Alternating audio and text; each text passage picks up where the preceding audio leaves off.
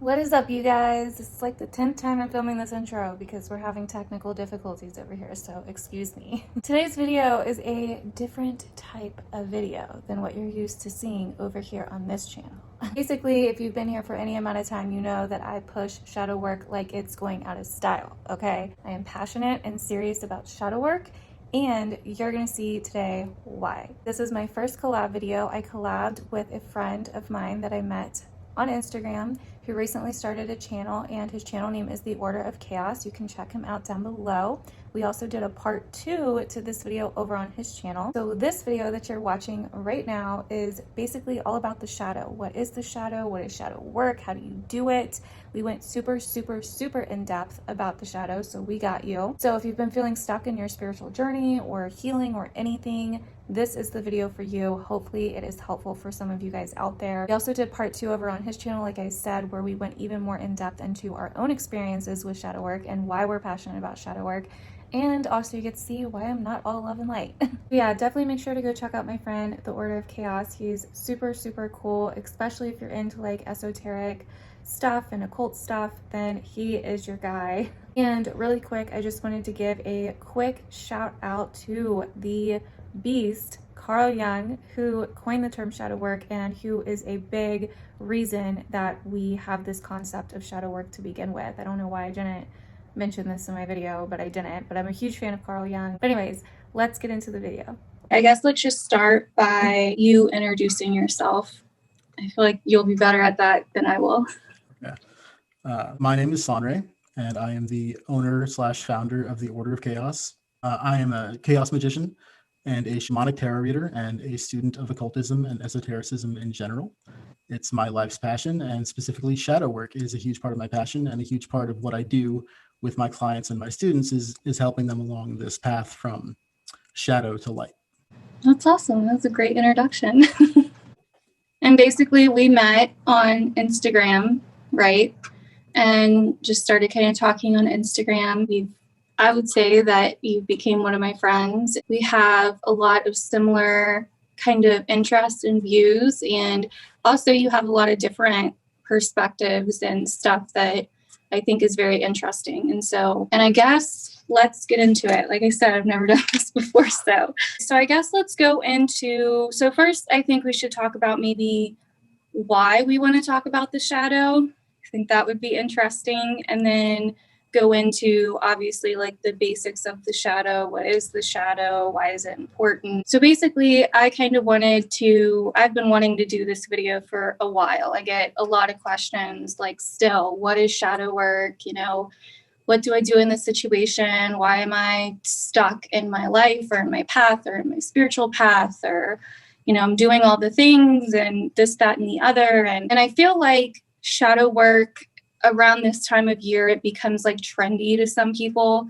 and then it kind of goes away. And I also feel like a lot of people don't really truly understand what shadow work is. It is kind of a very broad spectrum of things, I think. The way that I have found shadow work and kind of what I call shadow work may be different to what other people call shadow work or what other people label as shadow work. And obviously it deals with the subconscious, which we're going to get into. But I think that in today's kind of culture or spiritual culture, it's like almost trendy to, you know, buy the crystals, to do the meditations, to get tarot cards and, you know, buy all this shit that really you don't need. And you don't need to be spiritual at all. I always say I'm not a crystal ass bitch, and people are like, well, why? You're spiritual, blah, blah. You don't need crystals to be, I don't need to know the names of every fucking crystal out there to be a spiritual person. You know what I mean? Like it has nothing to do with that. And so shadow work to me is where the actual work comes in. You know, I feel like a lot of people either get turned off from spirituality or get to a point where they get stuck in the mud, or where they feel like they're not going any farther, or things start happening and they freak out and they turn back and they go back to religion or their life before, you know, and I think a lot of it has to do with people don't want to do the work, or they don't even know, you know what I mean? I feel like a lot of people just don't even know that there's this whole other part to working on yourself that involves working on yourself. You know, it sounds kind of simple, but it really is almost like going into your shit, your darkness, yourself, and really facing all of these things that you hide and that you repress and that you've been running from for years, because so many people are really not who they are authentically or vulnerably. They are who they project themselves as. And I love it. Like Ram Dass says this, says something along the lines of, I'll pretend that you are who you say you are, and you pretend that I am who I say I am. You know what I mean? And I love that. Like the way that he goes into the identity and the ego and all of that is just like freaking beautiful. I freaking love him. So I think a lot of it, I wanted to talk about this because I get a lot of questions still, and I do a lot of courses and I work with people one-on-one with that, you know, with shadow work and stuff, but I've never actually went into a really detailed video diving deep within shadow work. So that's why I'm like really excited to do this, because I've been meaning to do this for a long time. Do you want to say anything about why we are doing this? So it was about a year ago, a little more than a year ago, when you and I met, that I was making my departure from the love and light community, because it was you get to, you know, it's great. When you first have your spiritual awakening, you kind of gravitate towards that kind of thing. Mm-hmm. And that's cool. Especially if you're a depressed person, you kind of find this positivity that's like, wow, this is out there. I can be a part of this. This is really cool. But it kind of wears off after a time, like the magic of it. Like, let's say you just started reading tarot cards, or you just got into astrology. It becomes normal to you after a few months.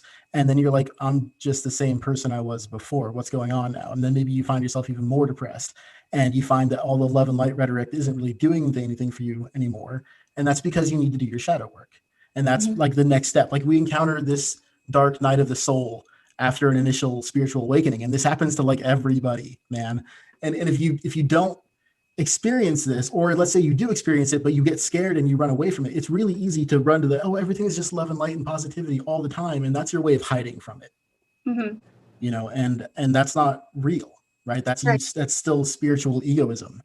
So, you know, that's something that I really liked about you when a friend of mine first showed me one of your videos. I did one of your pick a card videos. It was dead on, and all of yours have been dead on for me ever since. Mm-hmm. I'm blown away by it. But so I got interested in you because you are always saying we're not all love, light, twin flames, and rainbows over here, because you know, that's not really what this path is about, especially to me.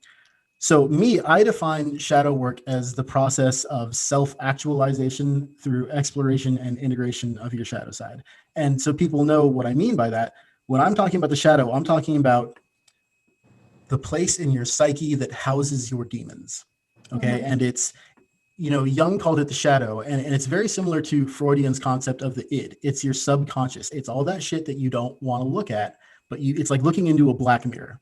Mm-hmm. Okay. And seeing, here's these parts of me that I really don't like, or that, you know, these things I'm very afraid of, or give me incredible anxiety. And you push that stuff down. And, you know, people are figuring out now, like through this spiritual awakening process, that doesn't work. It never has worked. It always just comes right back at you. And if you push it down hard enough, then you've got like these monsters manifesting in your everyday life. Like you're terrified of everything, or you're always depressed and everything seems like life is just hell.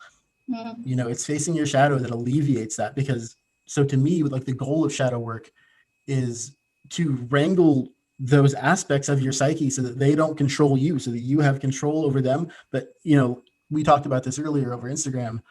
It's not about gripping it and saying, I've got control over you. It's about integrating it, facing yourself and saying, okay, I'm not maybe necessarily not just a terrible person. Maybe I need to face and integrate these parts of myself and become comfortable with them and see what they're all about, instead of turning away from it. Mm-hmm. And that's how you gain that level of interaction with it that you could call control. Mm-hmm. That was like fucking beautiful, man. I don't think I could have said it better myself. That was like freaking Oscar performance right there. But so yeah, and that's why I always tell people that I work with, and I think I even told you, I always recommend that Netflix show Freud. And I don't know how real it is to Freud's journey, but it is apparently about Freud and his journey into figuring out about the subconscious and working with this girl, which this was back in the hysteria days, and where, you know, men were labeling women as crazy and hysteria, they had hysteria, and because they were acting crazy, and really it was subconscious suppression of the subconscious and of the sexuality, which was leading to like crazy shit, like freaking superpower like shit. And they were like, whoa, like this is crazy. And so they just called them crazy and locked them up and this, that, and the other. And so Freud was working with this girl that's super powerful. He like is really into hypnosis, and he's hypnosing her. And at first he's trying to help her fight these demons, you know what I mean? And eventually, the way it ends, it's very much more so about integrating it, but it's a badass freaking show. But anyway, so yeah, it's funny because, and I'm going to talk more about that in the part 2 that we do over on your channel, but more about my experience into to spirituality. I would say maybe I kind of touched the love and light stuff a little bit, but it's kind of like, for me, it's always been dark. Like my kind of introduction into spirituality was very dark and very dualistic. It was all about balance and, opposition and polarity. It was very much about, the light and dark, and that the dark does not mean evil. And I do want to clarify that, because I know a lot of people, they hear the shadow or they hear the darkness or demons, and they automatically think evil. And I've had a lot of people want to know and ask this too, like, well, does this mean that if I work on my shadow self that I'm going to be, what if someone has like these, tendencies to want to hurt people or something, when they integrate that, what does that mean? But here's the thing. 100% of the time, people that are hurting people or living out these like very crazy actions or behaviors, 100% of the time, it's because they are suppressing things. They are fighting things, actually. And it's a conflict within them. When we are basically suppressing our shadow, when we are ignoring our shadow, when we are trying to control it, or we are trying to, in some way fight it, that is what leads to shitty behavior. It is not integrating it, because you're not integrating necessarily the part of you that wants to hurt people. You're finding the root underneath of that, because it's not that you really actually want to hurt people. So that's a manifestation. Underneath of it, it's because you're hurt yourself and you don't want to feel that. And so it's easier for you to hurt other people. And that's why I think the shadow can be confusing. And I think that's why it only picks up a little bit of trend during like Halloween. You know what I mean? Because when you hear the shadow, just the term, the shadow, it's dark. You know what I mean? And we're in a community that really, the love and light part of it is trendy. But like you said, that gets old after a while. You know what I mean? How many times are you going to watch tarot readings and constantly hear your twin flame is coming, your twin flame is coming. He's coming next week. He's on his way, divine timing, just wait, like how many times are you going to do that before you're finally like, I don't believe this anymore. You know what I mean? Like bullshit. He's not fucking coming. You're fucking lying, And I get it. It's general readings, and I'm not trying to like make fun of anybody here, but I get it. I do get it, because in a way, although I didn't really have I didn't really dive into the love and light community, I did spend my whole life escaping darkness, but the way that I was escaping it only brought it on more. And I love the term, the bigger the light, the stronger the shadow. The more you walk towards the light, the bigger your shadow gets. So, and that's actually true. We see that. That's like a physical thing. You know what I mean? And I feel like physical things just in the sun and the moon. We have day and night. We have a tide that, goes in and out, right? When we breathe, we inhale and we exhale. There's always restriction. There's always the other opposite, right? Like one cannot be defined, unless the opposite exists, right? So for one to be defined, the opposite exists, actually is how it goes. But so I really feel like when we chase light, we only end up with more darkness. And things like this, when you really start doing work on yourself, you really end up realizing how counterintuitive shit is. Because when you go into your shadow and you go through those painful, hurtful, emotional, traumatic things that you've been repressing, you actually find the light.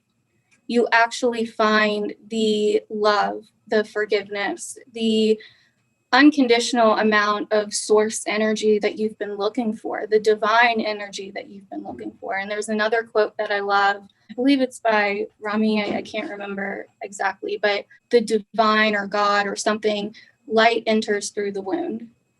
Something enters through the room, through the wound, but it's something to do with light. And so I feel like, you know, it's easy to ignore because it deals with the shadow, and nobody wants to actually look at themselves. And tell people this all the time. The problem with our fucking world is not probably what you think it is. It's because no one wants to look at themselves. No one. I mean, there's a reason that I feel like, you know, we can't look at ourselves anyway without a mirror, but that was something that was created eventually, right? So we really can't look at ourselves. Like, we can't see our own eyes. We can't see, you know, the way our face looks or whatever, you know what I mean, without something else. And so this is why we have relationships with people to almost mirror behaviors and actions and feelings within us. And so our relationships end up becoming a mirror. And a lot of the times people don't actually realize what they're hanging on to until they're in relationships, whether they're romantic or otherwise, you know what I mean? And yeah, I completely agree with everything that you've said so far. So that's basically why we want to talk about shadow work. So let's go into what is the shadow. I know you've kind of defined it already, but do you want to go more into that? I'll get more into that for sure. So understanding that the shadow is a part of you, right? Something you'll see a lot in the love and light community is this idea that your shadow is bad and that your ego is bad. And these are parts of you that you have to shun and get rid of. And that's repressive and it's oppressive. And a really great example of why you should never fucking do that are Catholic priests who molest little boys because they have so much repression in them and they've spent their whole lives denying this part of themselves, and they become these monsters. They probably don't even realize it. And so the shadow is the part of you that at any point makes you say, why did I do that? You know, if you have no idea why you did something, it's because your shadow self like gets a hold of you at some moment. And all of a sudden you're doing something that you think, oh, I'm a good person. I would never do that. And then that's a lot of how people will play it off. Like, I must not have done that. It must not be real. Or, you know, they just repress it further instead of dealing with like the underlying cause, like you were saying.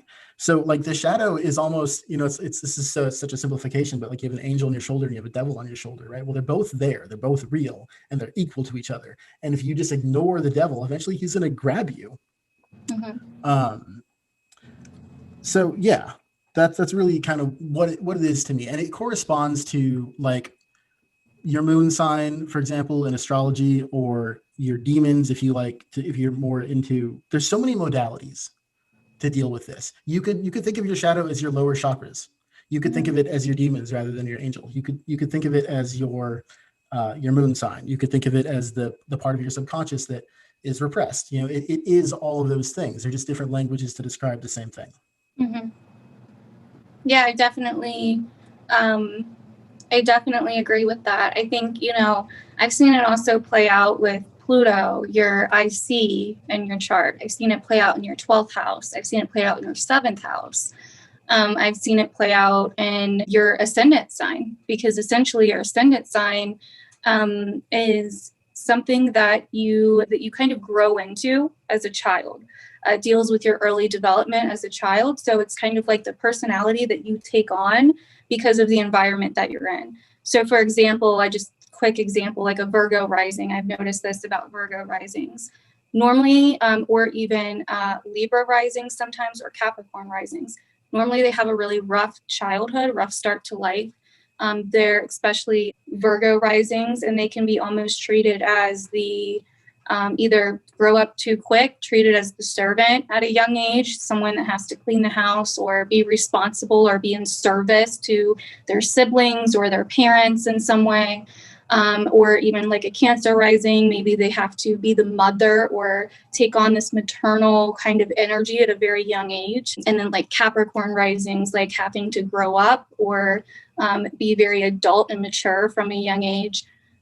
And then back to Virgo risings, very much having to it's kind of sad. It's like Virgo risings I always feel for, because it's almost like they're pushed to the side, or because Virgo can be a very humble kind of sign. And it's almost like at times a lot of the Virgo risings that I've worked with and met have had kind of like childhoods where it's like they were pushed aside, or they didn't have a lot of money, or they, just they had to grow up in an environment where they were literally like a servant, or just someone that was like neglected or pushed to the side a lot. And so I've seen it come out in that as well. I've seen it because I was looking into what the shadow would be in the birth chart back in like the beginning of like 2019. And I actually found this really good article on Black Moon Lilith. And this girl wrote, she was talking about Black Moon Lilith as the shadow. And yeah, I did think a lot of it resonated, but she went into each sign and the shadow of each sign. And I went into that in one of my courses. So because I thought it was really interesting, because I started realizing I related to a lot of them.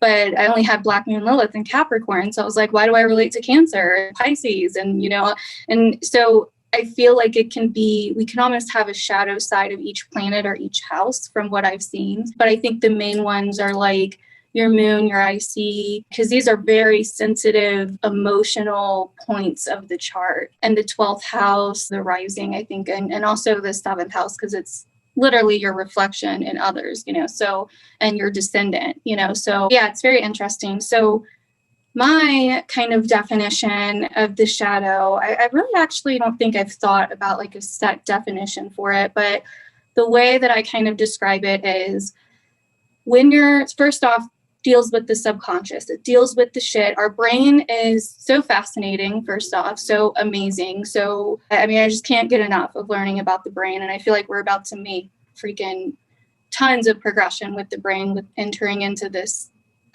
era of air. But the brain has a part of it that is the subconscious. And because the conscious, the light part of your brain that you're aware of can only handle so much. So when something traumatic happens to you, and trauma, let me define trauma really quick, because a lot of people hear trauma and they immediately think rape, abuse, something physical or crazy, but it's not always that. And I tell people trauma can literally be something that didn't happen. Like let's say you had parents that weren't around a lot or didn't pay a lot of attention to you. I have a couple of clients right now that have this. They're like, my childhood seemed great. We had a great house, so I don't know why I'm like this, you know what I mean? But it's like, well, what wasn't there that you needed? You know what I mean? And so, but trauma can be literally, I tell people this all the time, your mom being late to pick you up from school one day and you think that she abandoned you. Trauma is literally just like some kind of internal blow up, some kind of internal reaction to an external circumstance. So when we look at it like that, it can literally be a broad spectrum of things. You know what I mean? It could be the kid that made fun of you in second grade. It can be, the kid that, wouldn't kiss you in middle school. It can be all kinds of different things, and these are just kind of small examples, but it really depends on your inner reaction to them. Everybody's going to be a little bit different. It can be your parents not showing you a lot of emotion, growing up. That's kind of what happened with me. I struggle with emotion because my parents weren't very emotional. And I was in a household where when there was emotion, it was aggression and violence and all of that. So it wasn't like, here, let me address what you're feeling. You know what I mean? It was more so crazy. So, I mean, it can and we also repress things when trauma happens, because as children, when we're growing up, our brains are still growing.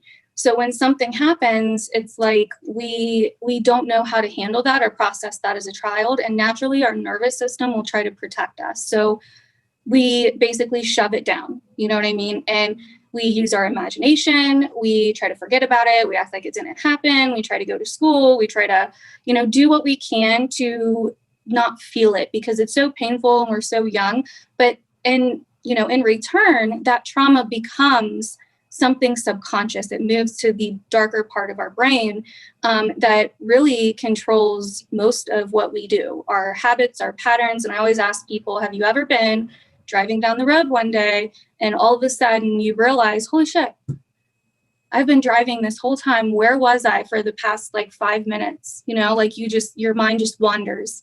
And then you like come back and you come to and you realize, holy shit, I've been driving. Like, how did I know where to turn, where to stop, what to, where to go around, where to get over? That's the subconscious, basically. That's the subconscious. If you can do something without even thinking about it, your subconscious is in control of your habits and patterns. And so that's why a lot of people will sit there and be like, why do I keep getting with the same kind of guy? Why do I keep ending up in this same kind of situation? Why do I keep feeling this way? Because it's a subconscious habit or pattern or cycle that you pushed to the side a long, long time ago and forgot about. You know what I mean? And so that is kind of how I define the shadow. It really is in your subconscious. It deals with your patterns. It deals with your feelings, unhealed wounds, traumas, emotions, belief systems that you have, the way that you view things. And your subconscious is literally like the filter you are viewing life and people and everything that happens to you. It's like the filter that you're viewing that through. And so when you have these shadow aspects and these shadow beliefs and traumas that you are looking through, you're going to look at things a certain way. And that's why when the girl comes to us, the girl that's in an abusive relationship, and she's drop dead gorgeous and she has a great job and a great career and everything like that, but she can't leave this piece of shit guy. And we're like, what's wrong with you? You know what I mean? And it's like, and she doesn't know either, but she just can't leave. Like that's the shadow. It's like you don't see it yourself and other people are like, what the hell? I don't get it. You have to almost go through and heal yourself, because that girl, for whatever reason, has a belief system that that's what she needs and that's what she's worth. And just because everybody else can see that she's worth more, it doesn't matter. She has to see that she's worth more. And until she does that and does the healing work and the shadow work, she's going to keep either being with that guy or getting with someone just like him that represents the same thing, living out this trauma. And I'll give a lot more examples of how this happens when we get to part 2 on your channel, because I have tons of examples in my own life of how this has played out. But anyway, so I think that's everything I think about kind of defining the shadow. I feel like maybe I might be missing stuff, but I guess let's get into, if I think of anything else, then I'll bring it up. But I guess let's get into why is it important and how I kind of got into this, but and how it kind of affects our lives. Why is it important / how it affects our lives? Or if there's any points that you have that you want to make before we move on. Or... No, let's get to that. Okay. Yeah. So here's a great place to start with shadow work. Okay.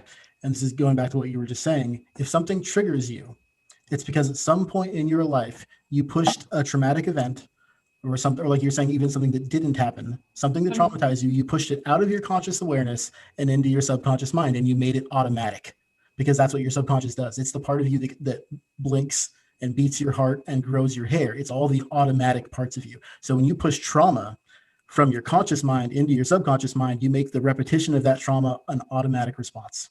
Something triggers you as an adult. Yeah, if something triggers you as an adult, it's the thing to do. And like I understand the concept of safe spaces and all that, and maybe that's something you need in the very beginning when you're starting to recognize what your triggers are, but it's the opposite of shadow work. Okay. And I'm not saying you should run out there and trigger yourself till you're like a mess. Of course not. You do want to deal with your triggers so that they no longer trigger you. Right? That's shadow work, is dealing with your triggers. Can I say something really quick? Yeah. So this is another example that I use to my current workshop members right now. We're almost done with the workshop, but basically say that you hate, like literally hate the color red, right? And you're out and you see this girl walking down the street in a red dress and you're triggered and you're like, fuck her. And so you run up to her and you're like, you shouldn't wear the color red. Which, yeah, this is like a really kind of small example, but this is what people do in other contexts, in larger contexts, right? Like, you shouldn't vote for this person, or you shouldn't like this person. You know what I mean? Whatever. But So they run up to this girl and they're like, yeah, you know, you shouldn't wear that color. It really offends me. And this is why, blah, blah, blah. You might get that girl to not wear that dress anymore or to not wear the color red anymore. But what are you going to do after that every time you see someone with the color red on? Are you going to think that, do you really think you're going to be able to convince all of them to suit your needs and make your world easier by not wearing the color red? And why are you giving them that power in the first place? You know what I mean? That's like an active example of you're saying that they have the power to make you feel better. When really all you would really need to do, which is the hard part, know that no one wants to do a lot of the times in the world that we live in, but is to look at why you don't like the color red, why it offends you, why it triggers you so much, and to face that instead of constantly running after people and fighting people that wear the color red. You know what I mean? And that's just a really plain, kind of stupid example, but that's literally what we do. You know what I mean? If you don't like the word bitch, or you don't like, you know, whatever, and every time you hear that word, do you expect out of all the people in this world that say that word, do you think they're all going to stop saying it to please you? You know, how about you take your power back and you're like, you know what? I'm going to face this, because then that word won't even bother me, and I won't expect everybody else to change to suit me. You know what I mean? And so that's just to kind of piggyback off what you were saying. Yeah. And also it seems it's counterintuitive, because an aspect of your shadow, which is your fear, will tell you that working on yourself is just too hard. And so you lash out at everyone. But stop and think for a moment. What sounds harder, controlling yourself or the rest of the world? Control yourself. It's way easier to control yourself than it is to control everybody around you. That's impossible. You don't have a right to do it. You don't have the ability to do it. You have no chance at doing it. But you do have a really good chance at learning to control yourself. In fact, it's not nearly as hard as it seems like it might be. Right. It is. It's like it almost, with the way that a lot of people act today, especially on like platforms like Twitter, like I can barely log on there because I'm like, people's shadows are just like everywhere. But it does almost seem like, I guess it's easier for people to like point the finger and blame people and go after people than it is for them to look at themselves. Because if they look at themselves, then they realize maybe I'm not right. You know what I mean? And that's so hard for people to admit. Maybe I'm not right. Maybe I'm insecure. Maybe I feel not good enough. Maybe I feel left out. Maybe I feel, you know, stupid or bad or ugly or whatever. You know what I mean? And that's so much harder for people to look at and face than it is to blame someone else, to point the finger. But those same people are really miserable because you have to be very unhappy with yourself to do that. And when we all are always like, the shadow doesn't go anywhere because we always have a subconscious. We can heal aspects of our shadow and become more integrated, but there's always going to be, and I always say this, like we're a masterpiece, like we are each a work of art. You're not going to meet someone more interesting than yourself in your life. And if you think that, it's because you're not seeing things clearly. You don't realize your own, you know, beauty and your own masterpiece within you. But we are the most interesting, complex people. And so in a way, because some people was like, oh, well, if I can never heal my shadow, then why even try? Or that's am I always going to be doing shadow work? And it's like, no, you don't have to constantly be doing shadow work. It's not something you have to constantly work at every single day. But when things come up, if you know how to do shadow work, you'll know how to do it. You know what I mean? And you can get through it that much quicker than you would if you were to repress it, ignore it, fight it, drown it out with drugs or alcohol or whatever, and then just project it onto someone else, because projection and blaming and pointing the finger and going after people and all of that are symptoms of an unhealed wound. It's really the person that is hurting and they want to project it onto other people. And once again, I think we'll probably get more into that in part 2 when we talk about our experiences. But anyways, go on. Yeah, so one of the tool for me that helps me with all of this, like the master key, is just remembering that you are the creator of your own reality. And that's a fact, right? Mm-hmm.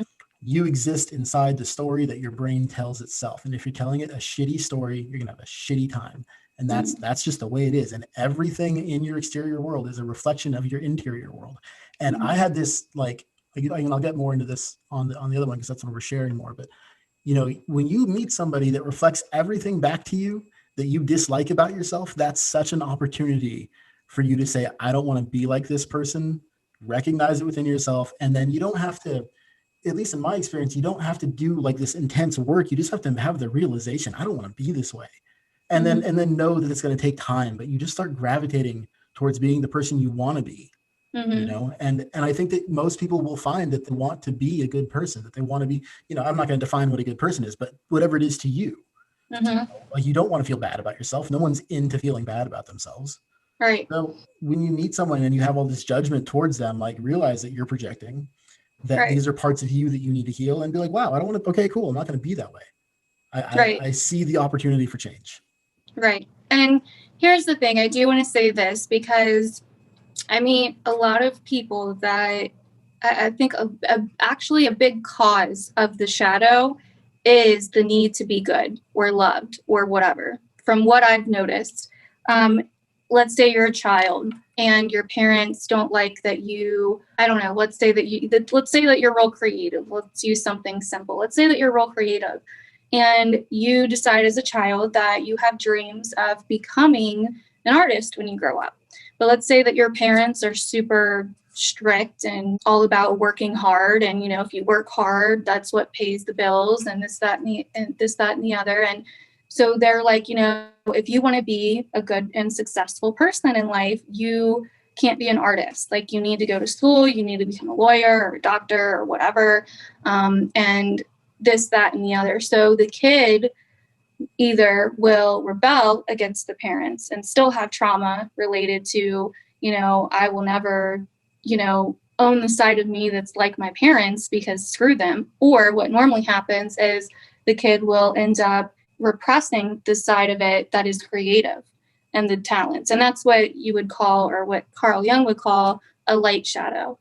Something that is more of the lighter, like a talent or a gift, rather than like an insecurity or a fear or, a wound or whatever. So it's still a wound, but it's more of like a lighter wound. So basically the kid represses everything creative about him or her and then goes on to follow what the parents want because they think that's what makes them a good and successful person. And that's what's going to get them in with the parents. That's what's going to make them feel loved and supported by the parents, because doing art doesn't do that. You know what I mean? They feel outcasted by their parents. They feel rejected or whatever by their parents. So they fit in instead to feel that connection. And so that's also sometimes counterintuitive because a lot of people repress those parts of themselves because they're trying to act like a good person, when in reality, it's a self-fulfilling prophecy. And I talk a lot about this to my workshop members. It's a lot of the time, the thing that we think that we are trying, like, it's like the person that's scared of rejection. So they get into relationships and they're super insecure and they're scared that someone's going to reject them. So they reject first. Screw you. They reject first. And eventually that person's like, you know what? No, screw you. And they leave.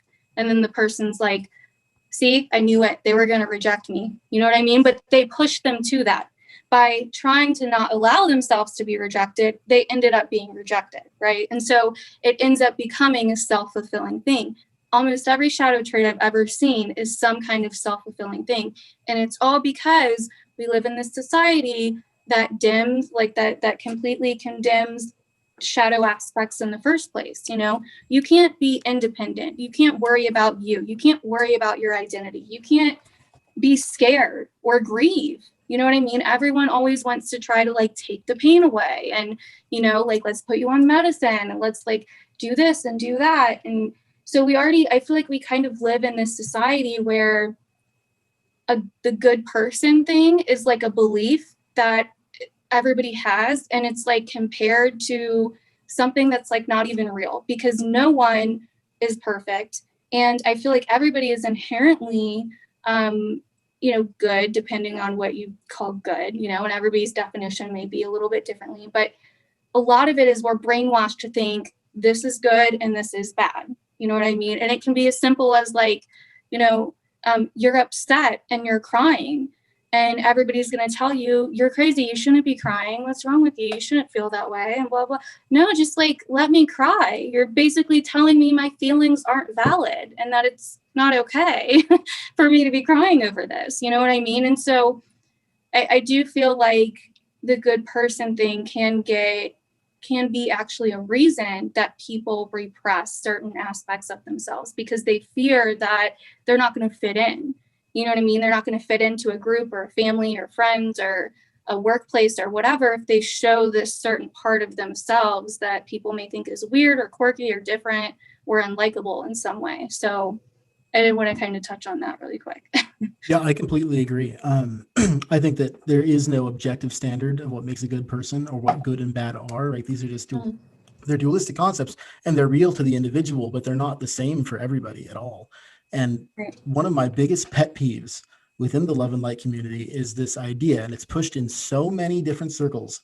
Oh my God, this idea that service to self is bad and service to others is good. But there's a fundamental misunderstanding there. You're making a distinction between self and other. And Right. I mean, for me, there is no distinction. And that's the great realization, that there is no distinction between me and you. We're all part of the same energy. And, on top of that, the greatest gift you can ever give to the world is your authentic self. The greatest good you can ever do for the world is to be your authentic self. It's not to live up to some standard. It's to be the real you doing what you're here to do. And that is something that every individual needs to discover for themselves. Yeah, I definitely agree with that. Basically, with what we've touched on, it's important because it literally affects your life without you even realizing it. You're chasing your own tail half the time and don't even realize it. You know what I mean? You're in some kind of self-fulfilling prophecy. If you have a lot of shitty days, if you're depressed a lot, basically anything that triggers you, anything that is really bothering you, any kind of fear, any kind of relationship issues that you are coming across, all somehow link into your shadow. All of it does. Even stuff that's not there. Let's say you're feeling a lack of purpose or meaning. Let's say, like, yeah, your life's cool, good. From the outside looking in, you got the job, the husband, the kids, the car, the status, whatever, whatever is important to you. That's what's important to most people these days. But let's say you still feel like you're missing something. You know what I mean? That deals with your shadow. So it's important because I feel like everybody could literally benefit from doing shadow work. Sometimes I say it's not for everybody. And what I mean by that is it's not for people that are not ready to look at themselves. And and I only say that because I've seen a lot of people think that they're ready to look at themselves. And then when they get there, they're like, oh shit, no, I changed my mind. You know what I mean? This isn't what I thought it was. Never mind. And they don't end up wanting to do the work on themselves. And that's fine. They're just not at that point in their life. And they may not be here to do shadow work. This is why everyone's not doing shadow. This is why not everybody is into spirituality. This is why not everybody is into, helping themselves or, learning about themselves or whatever, because some people, I personally believe, are here to walk a different path for whatever reason. You know what I mean? So yeah, it's not going to be everybody's thing, but I feel like people that are into spirituality really need to know about this if they're serious about learning about themselves and serious about continuing to grow spiritually in their lives. And so it affects our lives in all areas of our lives. Like I said, it's like a filter we're looking through to see our reality and to see our life. And it also affects how we feel about ourselves. It affects our self-love, our self-confidence. It affects our relationships with other people. It affects our relationships with our family, our parents. It affects our jobs, our purpose, our meaning, our passions, our relationships with children. Like, it literally affects all areas of our lives. And when you really start getting in, you really start noticing how it just branches out like a web to everything in your life. And you're like, wow, this one thing that I've been not wanting to face in myself for so long has literally been controlling every decision I've ever made in my life. You know what I mean? And it gets like that real. And I've had people get to that realization themselves, and it's so awesome to see. And they're like, wow, like, this is literally this, I've been avoiding this, and it's what I've built my whole entire life off of. You know what I mean? Anyways, so unless you have any other points or anything you want to touch on, the next one is basically, what is shadow work? which I feel like we've kind of touched on, but do you want to go into anything else with that or anything else before we get, my last one is basically how do you do it after that. So No, let's get to how you do it. Yeah. Okay. Yeah. Because there's a lot of different things. There's a lot of different ways. Yeah, definitely. First, I'll say real quick, what is shadow work? So we've talked about the shadow, but what is shadow work actually? I believe that the way that I have experienced it myself and went into it myself, and the way that I kind of guide other people through it, is basically when you start taking that journey into the subconscious, and this involves becoming very, very aware of yourself, of your dislikes, of your triggers, of the people that trigger you and their characteristics, of your childhood, what was there or what wasn't there, like I said. And basically understanding the subconscious patterns and cycles that you find yourself in that drive you, the subconscious motivations that drive you, whether it's a fear, whether it's a trauma, whether it's a belief system, whether it's an emotion that you've been avoiding all these years. And it's really kind of going back, and it really is, like, I've heard a lot of people compare it to peeling an onion, and I would have to agree. It is very much like going through layers.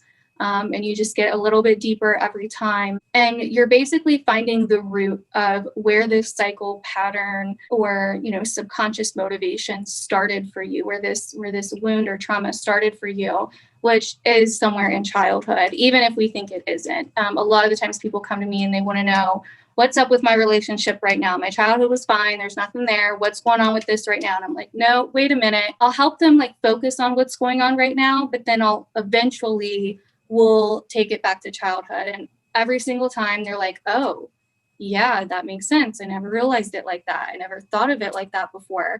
It's really about doing the work to face the things, the subconscious things. Now, this is not always easy. You really have to be aware, like I said, and you really have to allow yourself to be triggered, to judge, to do all the things that, we try not to do, but we do anyway, you know what I mean? And you have to be aware in those moments, and really kind of dissect it. What's triggering me about this? Why am I scared of this? Because it doesn't have to just be a person. It could be a situation. It could be a money situation or a job situation. It's really dissecting it in that moment to really figure out what exactly is going on underneath. And that's where you get into the subconscious, because your ego will try to hide it from you. I've seen it so many times. The ego tries to throw shit at you. Oh, you're just scared that he's going to leave you. And I'm like, no, that's not what you're scared of. That would be a manifestation of what you're really scared of. But you're really scared of how it's going to make you feel. You know what I mean? You're really scared it's going to trigger that thing in you that already feels that way. And it's going to prove it right. You know what I mean? So that's where you got to writing really, really helps, because it helps get you out of your head and cement it on paper. So yeah, that's kind of some ways that I would answer what is shadow work. Unless you want to add anything else to that, then we can kind of get into how do you do it. No. Yeah, let's get into how you do it. Because that was a great refresher explanation. And it's necessary because this is a really nuanced topic. It's complicated. It's not simple at all. And so for me, most people who experience, if you're fortunate enough to have a spontaneous sort of spiritual awakening, and I'm sure a lot of people listening to this channel have experienced that, one of the things that happens to you is you immediately realize that there is not just one of you. Okay, there's not just one voice in your head, there are many. And and when you start to separate them from each other and label them, in fact, and that's what Aleister Crowley says in the Goetia, that the demons of the Goetia are parts of the brain. Wrap your head around that. And then there's 72 of them. And there's also 72 angels in the Shemhem Parash. Now, for most people, most of their lives, there's only one voice, and it's overwhelming, and it's the ego. And it's listening to all the other voices and synthesizing something and kind of telling you how to act, right? But the process of dissecting yourself in a mental way, and I do this through meditation, just separating out the voices and then starting to pick and choose who you want to listen to. That's kind of my starting point for doing the work. That's interesting. Yeah, I also believe and kind of teach in my courses and workshops and one-on-one clients and stuff that there are different sides to us, that there are literally different, almost different personalities, different identities that we take on depending on who we're around, depending on our mood, how we're feeling, you know what I mean? A lot of the time, anytime we're facing fear, indecision, conflict, whatever, anytime we're feeling uncomfortable within ourselves, it is normally always the result of some kind of inner conflict going on. It's, you have one side that wants this and one side that wants that, one side is fearful, the other side isn't, you know what I mean? And so it's always some kind of inner conflict. So I definitely agree with that, and really paying attention to these different sides of who you are and how you act in certain different situations, and the different things that you think about yourself, or that you think about other people, or that you say to yourself, or that you feel. And that's another thing. I think feeling is a big thing. I don't think we just have emotions for no reason, because they're just these gross things that we have to deal with because we're human. Like, I think they're there for a reason, and they're energy, you know what I mean? So, and this is how I think people get so screwed up in the first place, is when you have a traumatic experience, all of that emotional energy, your nervous system, you suppress.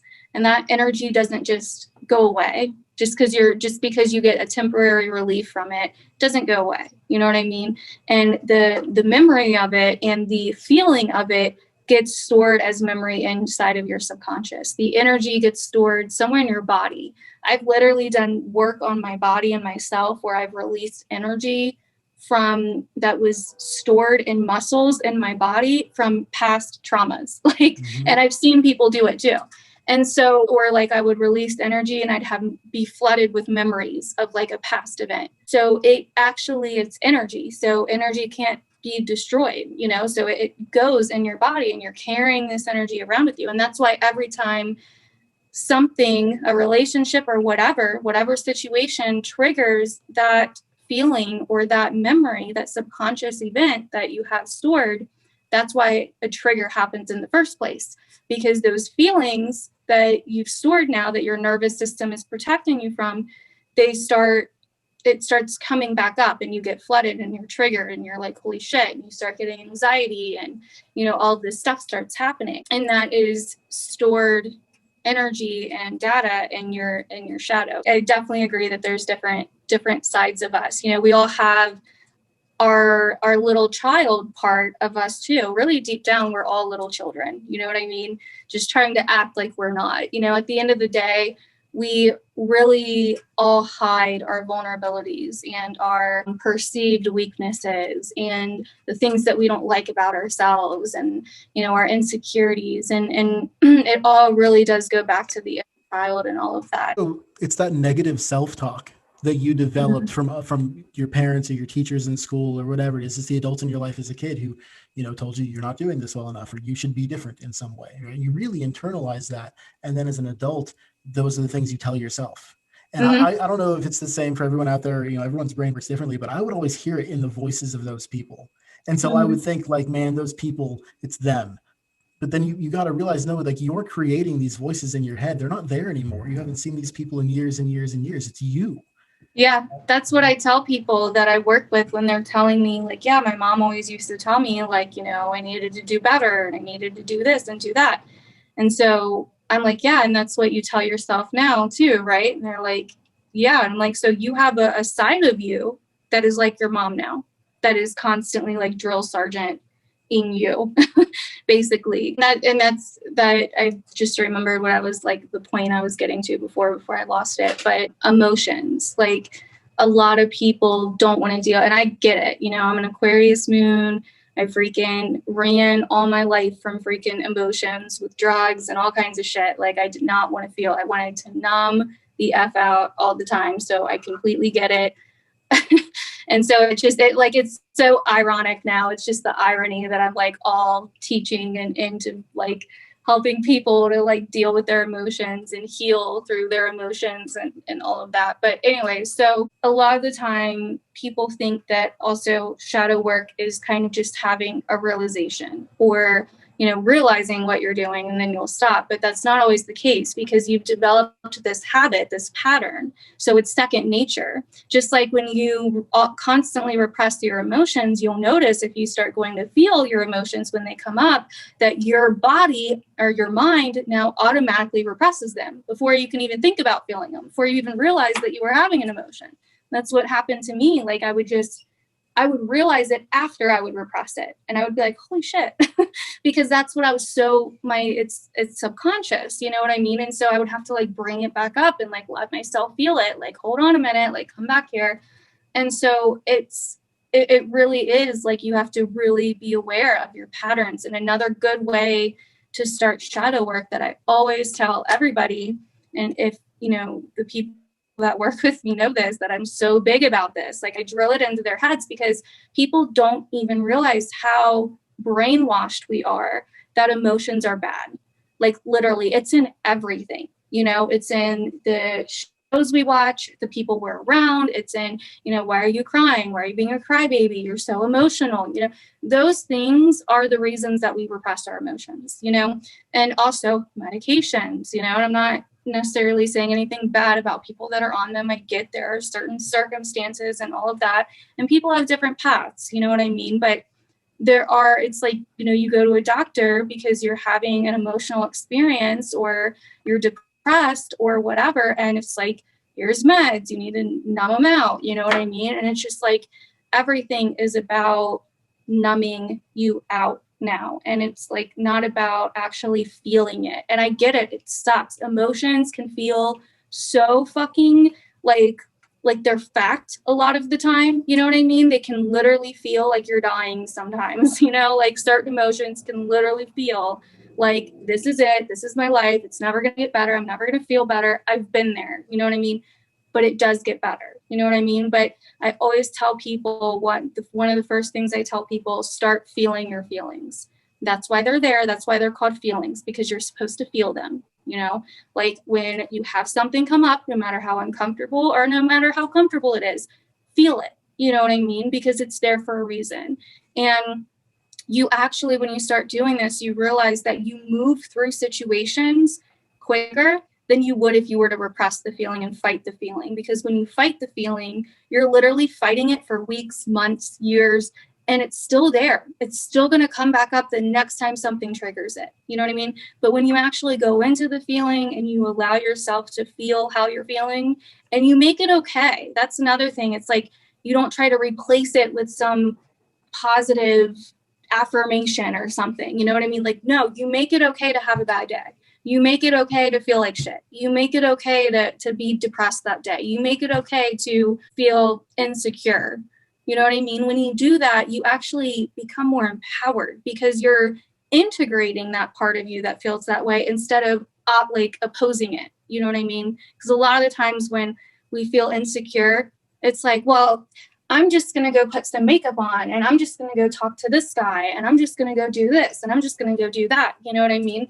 And it's like immediate, like an immediate reaction to just like shoving it, instead of saying, okay, I'm going to cry this out, or I'm going to scream this out, or I'm going to run this out, or I'm going to dance this out, or I'm going to, bawl like a baby in the fetal position for an hour and feel this. And I'm just going to let myself feel insecure, because that's how I feel. And it's okay.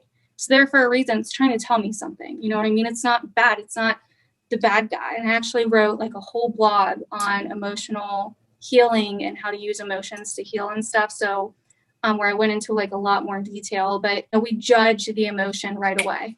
This is bad. I don't want to feel this. This sucks. I don't want to feel this. You know what I mean? Going through a breakup. This sucks. I don't want to feel this. I feel brokenhearted. I feel not good enough. Why wasn't I good enough? I feel abandoned.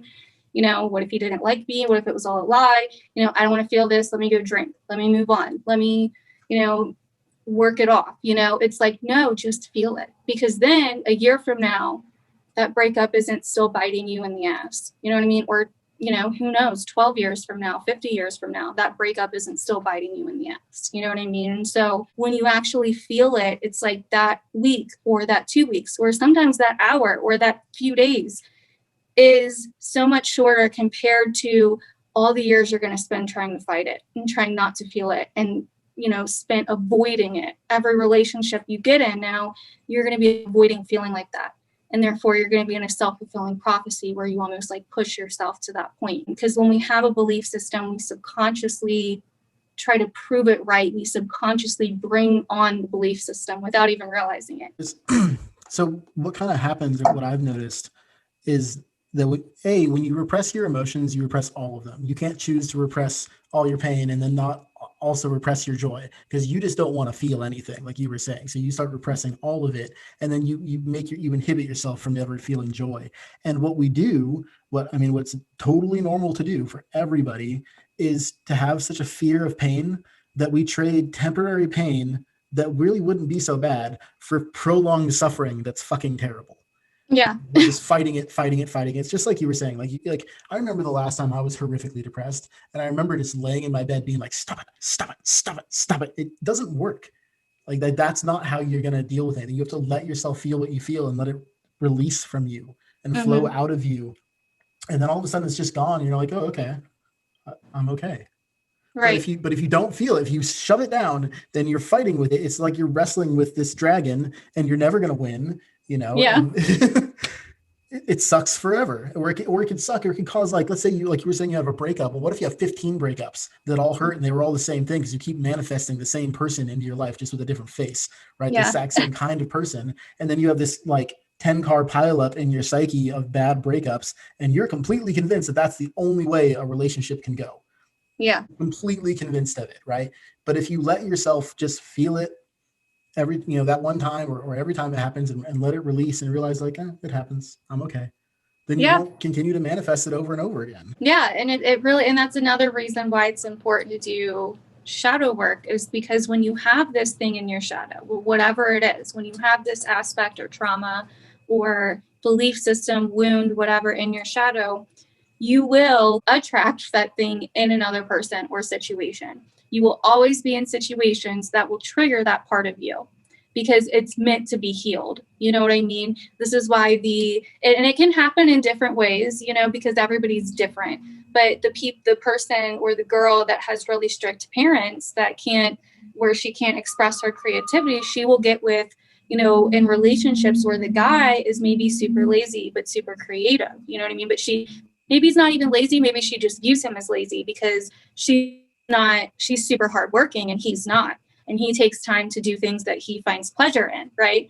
And that's going to drive her nuts, because that's the part of her that she wasn't allowed to be. You know what I mean? And so she's going to take it out on him. And she's going to look at him like a threat. You know what I mean? Because that would mean accepting that is a part of her again. That would mean that, she would have to face the trauma with her parents, that she wasn't good enough the way that she was for her parents, that she was more of somebody that her parents wanted to mold and shape, and, that they wanted to control for their own, wants and desires and egos, because normally it's like the parent feels bad about their own life or has certain beliefs or shadows with them. So they project that onto the child. You know what I mean? So it's kind of like, and then it keeps going. It's when we have a shadow, we always, and once again, I'll get more into how it plays out too, when we get to our own experiences, and I'm sure you will too. And I guess let's go over some last final ways to do shadow work. The first way that I ever did shadow work was, all I really did was write about my childhood, because I had somebody point out to me that I had an issue. I had an issue and I didn't see it at all. And I thought I had a good childhood. Like, I don't know how, looking back now, but I literally thought my childhood was good, because I had a lot of people in my life that had really shitty childhoods, and I was comparing my childhood to theirs. And I would think, I guess it was like a humble thing, or maybe even a way to like repress my own stuff. But I was like, some people didn't even have food or have their parents or whatever. Like, at least I had parents and had a house and was taken care of financially, and like my physical material needs were met and all that. But, but I wrote about my childhood. And in writing about my childhood, and I didn't think about it either. And this is what I always suggest people to do. Almost go into a trance when you're writing. Go into like an automatic writing thing where you're not thinking about it. Start from your earliest memory and just start writing. Don't think about it. Just write whatever, whatever comes out, like you're writing the story of your life or something, the story of your childhood. And I normally, they say, I think the shadow, they always say it's best to look from like ages 5 to 7 or 8 or something. But I always tell people 0, newborn. Some people remember shit from when they were a newborn, but newborn to, I would even say like, 15, 16, you know what I mean? That's the time period I give because of my own experiences and what I've seen with other people. But the most crucial time when you're building your identity is newborn, I would say to 10, but it still can, your brain is still growing. So basically, write about your childhood, just write whatever comes out, whatever comes to you. And then after you're done, kind of take a second, relax, whatever, and then go back and read it and see if anything sticks out to you. Because when you write like that, you almost are allowing your subconscious to just remember for you. And that's what happened to me. When I went back and read, I was like, I got a lot of issues here that I didn't realize, you know what I mean? Like I was saying a lot of things that I didn't even think about, or that I don't think about consciously. That's a way, like we talked about, really focusing on your triggers and going into your triggers and like, why are they there? What's really triggering you? And I always ask people, what are you really afraid of here? And this involves a level of vulnerability. When you do shadow work, it really does involve a level of vulnerability and humility, because it really is almost like you're peeling back the layers, not only of yourself and your shadow, but your ego. Because the ego does not want to admit fault. It does not want to admit, there's a reason you hide this shit from yourself. You know what I mean? It makes you feel a certain type of way.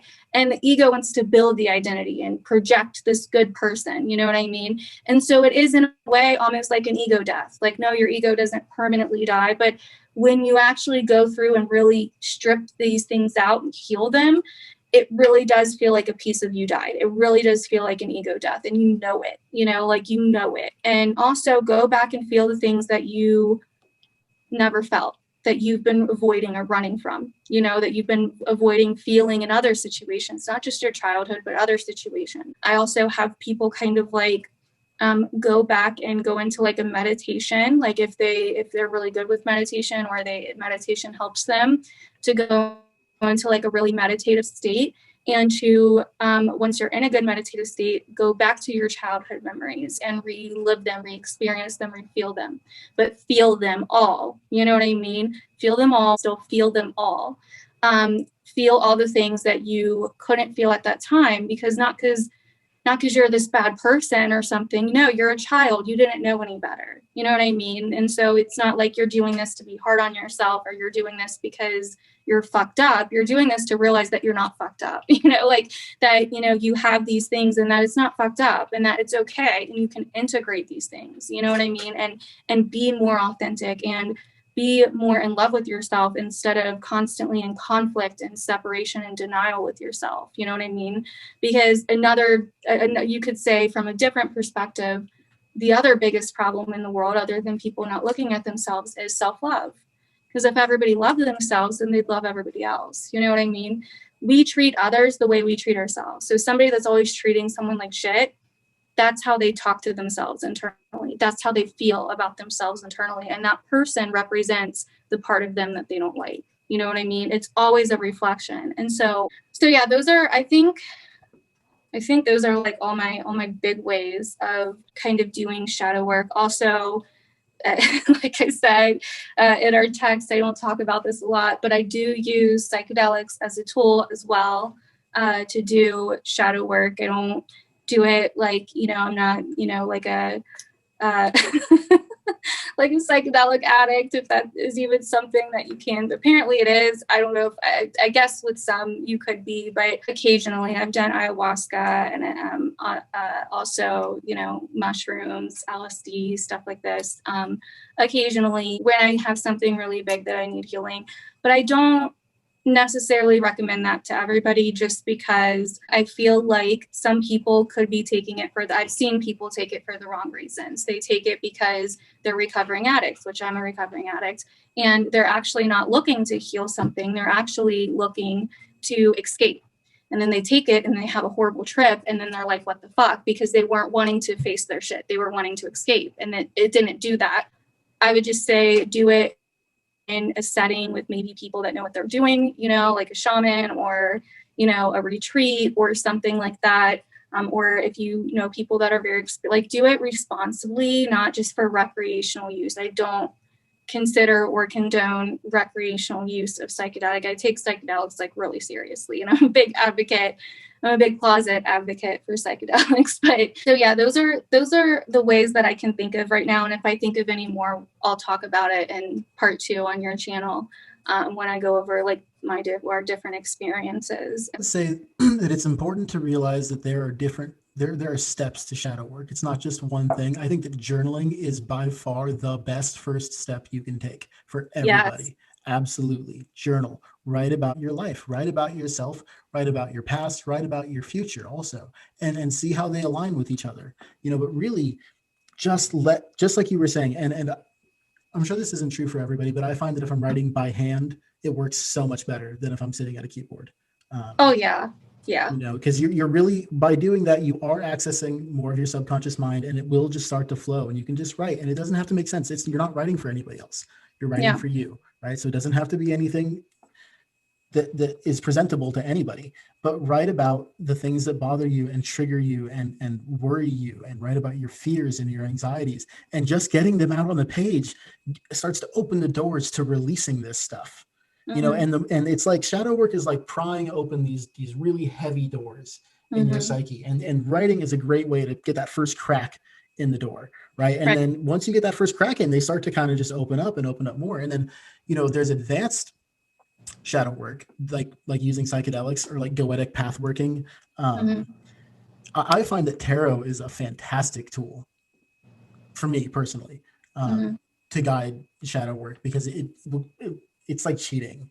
Almost, it'll tell you what your issues are. If you're having a hard time in the beginning recognizing what your issues are, tarot is a great tool for helping you discover what your issues are and what it is you need to face. But you have to take it seriously. You have to want to get better. You have to be ready to do this stuff. So if you feel like you're ready to do this stuff, then start by journaling. Absolutely. And then move on to other tools or other methods. Meditation, meditation is hard, but it's worth doing. It's worth getting into that level of inward clarity. It's absolutely worth it. I always recommend writing to people too. And another thing that I would add really quick is acceptance is a big, big thing. When you get to that, when you find out what it is that you're avoiding, that you're scared of, the trauma, where it started, the root of it, a lot of the times, most people I find, it can be simplified by the term not good enough. A lot of people struggle with not being good enough. It manifests in different ways, but it always has something to do with unworthiness or not being good enough, some kind of insecurity that we really don't want to admit, because if we admitted that, it would literally feel like hell. And so what I have people do is to face that, to accept that. And it sounds very counterintuitive because you've been running from it for so long. Why would you want to accept that you feel not good enough? Why would you want to accept that about yourself? Well, there is a part of you that feels that way. It doesn't matter if it's logically true or not. You know what I mean? Logically, yeah, it's probably not true. You know what I mean? It's just, that's how you feel. But when you get to that point where you're face to face with that feeling, and if you fight it, you know what I mean? That defeats the purpose. We're trying to integrate it. So you have to find a way to accept and become okay with that feeling. Now, it doesn't mean you're going to walk around feeling not good enough, because what actually happens, it's a beautiful thing when you actually take that feeling in as a part of you and treat it almost like a child, because it really is the childhood self in you that feels that way. You know what I mean? That's manifesting in all these other crazy ways in your life right now. When you take that in almost like a child and you accept it and you nurture it, you faced it. So you're no longer scared of it because you've accepted it. So you're not avoiding it or running it from it anymore. And then afterwards, you actually have all these realizations that Every time that happens, every time you accept that shitty, icky feeling, that thing, that belief system, that trauma that you've been running from, it's almost like you accept it. It hurts for a second, but you also feel this sense of surrender and release and relief. And it's like a huge, something huge has been taken off of you. And, maybe you cry for a little bit, maybe you feel a little weird for a little bit, but eventually you start feeling empowered and you actually start realizing what true power is. And I always tell people this, like, true power is actually vulnerability, because everything is counterintuitive. You know what I mean? Everything in this world seems to be counterintuitive. When true power is actually in vulnerability, because in that vulnerable state, when you accept that vulnerable state, you're not fighting anything. You're not running from anything. Therefore, you have all the power. You know what I mean? Therefore, you're completely free. You've accepted and faced your fear. So therefore, you're not running from it anymore. You know what I mean? And that builds confidence. All shadow work simultaneously heals so much other manifestations. Lack of confidence, you know what I mean? Relationship issues, poor self-esteem, creative block, like work issues, making money. It's crazy. Like it goes into every aspect of your life and you don't even realize it till you do it. But when you face that core root fear and you get to the root, which another thing that I suggest people do is the whys. I call it the whys game. It's something I kind of thought of and made up, but it's like a kid in the car on vacation. Are we there yet? Are we there yet? Are we there yet? When you do the writing and you're like, okay, you write down the problem. Why am I feeling this way? Like, you write down the problem, then you ask yourself, why? And you answer the why. You ask yourself why again, and you keep doing it until you get to the root of the issue. And that can really help you kind of bypass all the shit your ego is going to throw at you. You know what I mean? Because it's going to try to tell you, like, this bitch over here doesn't know what she's doing. That's why.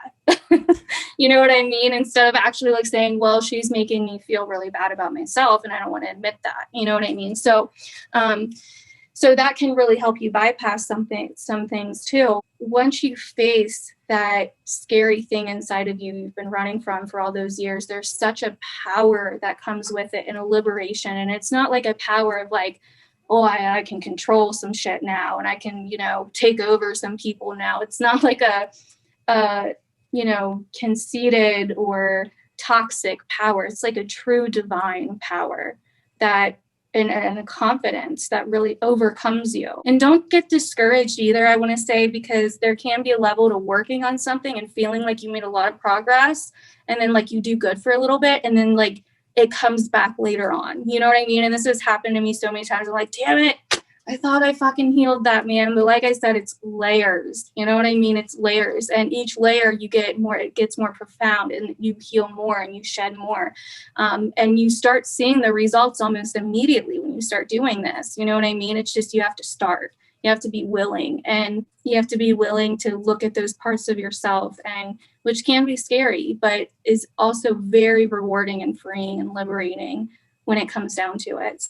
So anyways, so if you don't have anything else to say, then I guess we will. Do you still want to do part 2 on your channel right now? Yeah, I'm down if you are. Okay. I am too. I just wanted to make sure in case you were like, damn, I need to fucking go. This bitch No, is like this is great. me nuts. No, not at all. Okay. All right. So we're going to do part 2 on your channel. I will link your channel, The Order of Chaos, down below for everybody so they can go check out part 2 if they want to hear more about all of this and they're not sick of us yet. We're going to basically, in part 2, we're going to talk about our experiences with shadow work and go a little bit deeper into experiences that we've had with shadow work and how it has kind of played out personally for us. And yeah, so if you're interested, then head over to part 2.